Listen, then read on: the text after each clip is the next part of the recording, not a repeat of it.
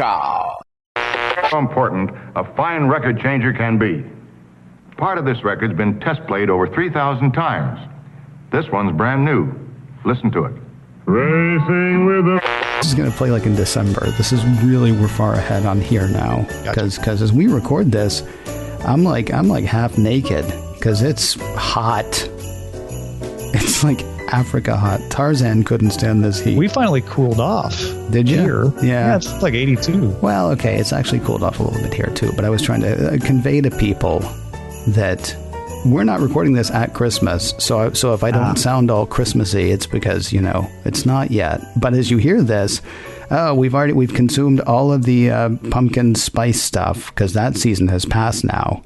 I'm finally over my tryptophan stupor from Thanksgiving, and we're approaching the end of the year, which for me, one of the things about the end of the year for me is music. I actually spend. There's a station in my area that I'm actually kind of disappointed because as we record, it's actually October.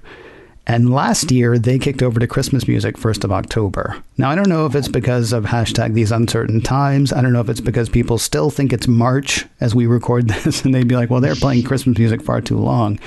They have not kicked over this year to the Christmas music. And I'm probably one of 3 people on the planet who's bummed that they haven't done that yet, because I was looking forward to, occasionally turning it on and hear some Christmas music. And of course, I've got Apple Music. I could listen to Christmas music 24/7 if I wanted to, but that's not the same thing, Tom. Tom Merritt, by the way, because I don't even think I've said that part, because you haven't been on all week this week. Tom Merritt's here with us, everybody. And Tom actually is he is resurrecting for us the album side, because there were a bunch of people who were bummed that the album side went away. But then it's like, what? I'm going to ask Tom to give me the album side again, but do it in reverse order this time or something. But for the holidays, change your mind. Have different favorite songs. Exactly.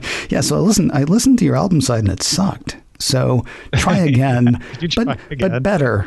Amazing. Yeah. No. So Tom Merritt's actually going to be the first one to bring us a holiday album side. I have asked Tom to give us 5 songs that he thinks would make the perfect holiday album side. I forgot to mention, by the way, I'm hoping all of these are on Apple Music, which can be a little dicey, because I'll tell you one that I will always want to put on there is not on Apple Music, and it makes me crazy, because I have to buy a whole album of songs that I don't want for the one song that I do.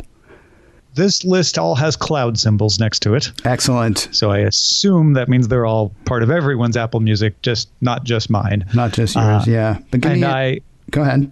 I love holiday music. I really do. Really? I have very fond memories as a kid of just sitting in the room with the Christmas tree while my family was in the other room, watching Falcon Crest or whatever was on at the time.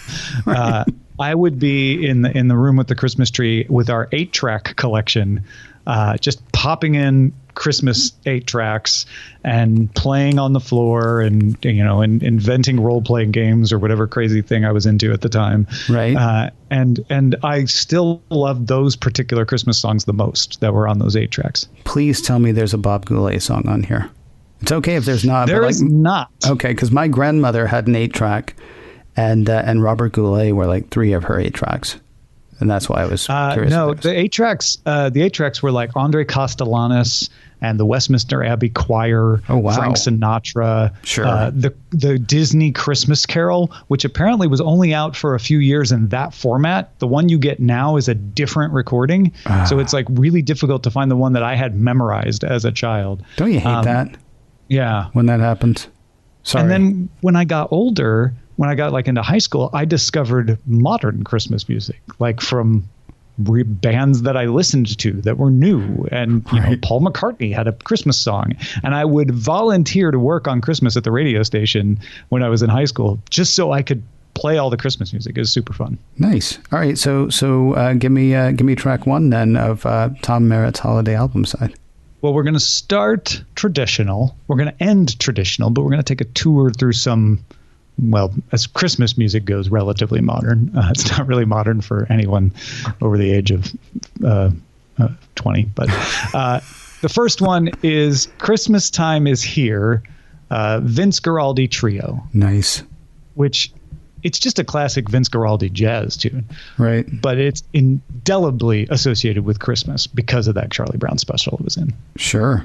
Absolutely. And well, I was going to say now it's going to be stuck in my head for the day, but you got 4 more songs. So I would imagine actually it's going to be replaced pretty quickly. I've got a chance to drive it out and stick something else in your head. Yeah, sure. But that song means Christmas, right? Well, yes. I mean, in ways that, especially if you're a child of, if you were a child of the same age that you and I are, like around the same time. I think there might be maybe a year's difference between you and me, but that weird bongo into an orchestral stab that was the beginning of every CBS special. I mean, that's always going to mean Christmas as well. Or going to mean like exactly, bam, yeah, that thing. Wow, that was probably the best imitation of that that's ever been done. It was as if you were there. It was as if you were there. It was as if you were in the den. Like watching, that. And, there was always something special going on when that happened. And so, yes, the music that you're talking about, I've known people who are snobbish against that music because it's part of a TV show. I always want to ask, who hurt you? Right. I mean, also, we're talking about Christmas music. Right. Like, you don't get snobbish about Christmas music. Come on. Apparently some people do. Okay, track 2.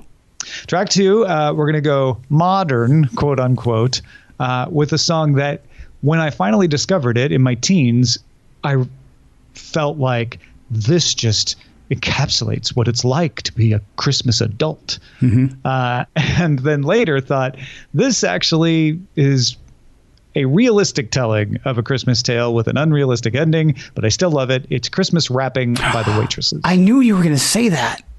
Oh my, that's so weird. Okay. Now let me ask you a question. Does that song make you sad at all? It has. Yeah. I've gone the full gamut on it. Okay. When this song would come up when I was in my 20s living alone in a studio in Austin, Texas. It would be like, man, too true. I get fast forward to the ending of the song where she and the guy get the cranberries because, man, I need that. Exactly. Yeah. Yeah. There's something about that song that's always it's the spending a whole year of just missing the thing that is going to be the thing. And you're right. I mean, and now it's like, it's basically like it's made for a Madonna, Suzanne Arquette. Was that Desperately Seeking Susan? I mean, you could see that it almost feels like somebody was trying to write a movie and wrote this song instead. And yet, there's something about it that's like incredibly sad, and it's also incredibly happy at the end of it.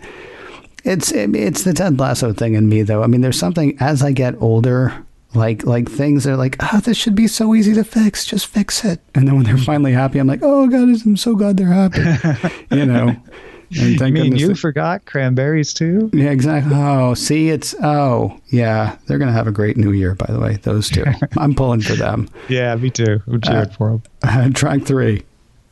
So one of the things that appealed to me about Christmas Wrapping was the turning Christmas on its head. It wasn't just a sappy, like we're all I love the sappy, but sometimes you need a little non-sappy. And so we will go into the totally non-sappy for the Kinks' Father Christmas. Ooh, I don't know that.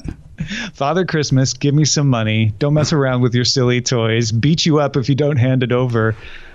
Oh, wow. Okay. Huh.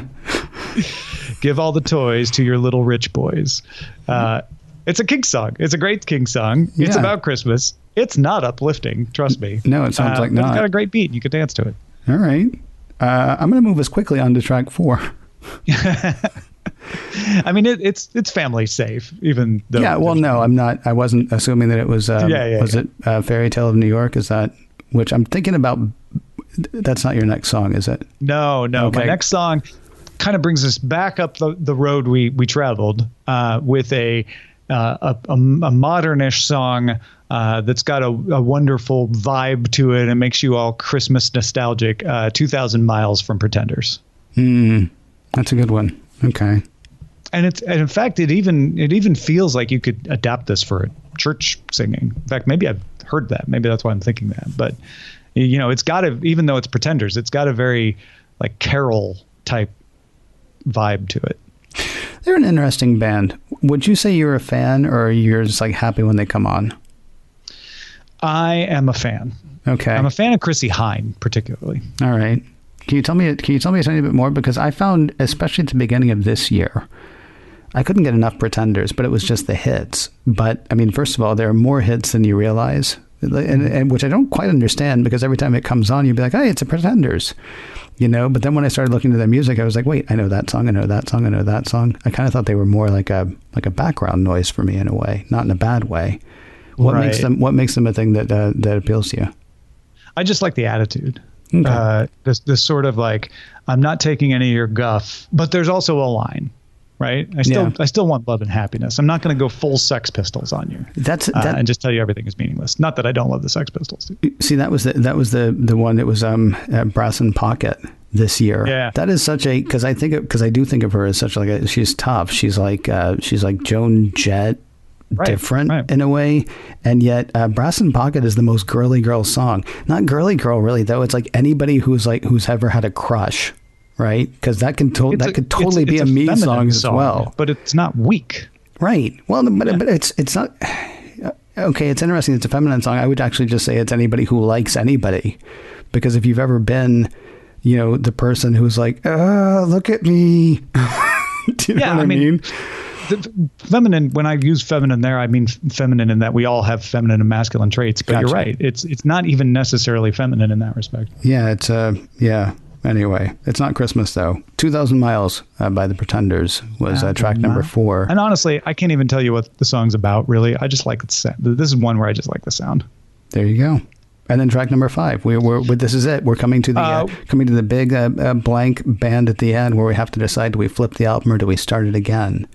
Yeah. Track number 5. And this was tough because I did go very modern in the middle, and I had so many traditional songs that I love, but I didn't want to go obvious.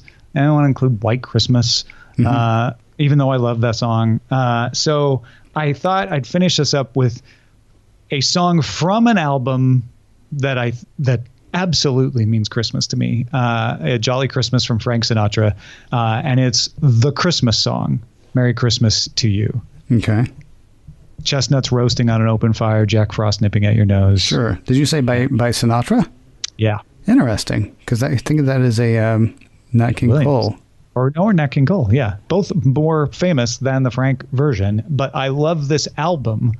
This is the best complete Christmas album if you just need it from one artist.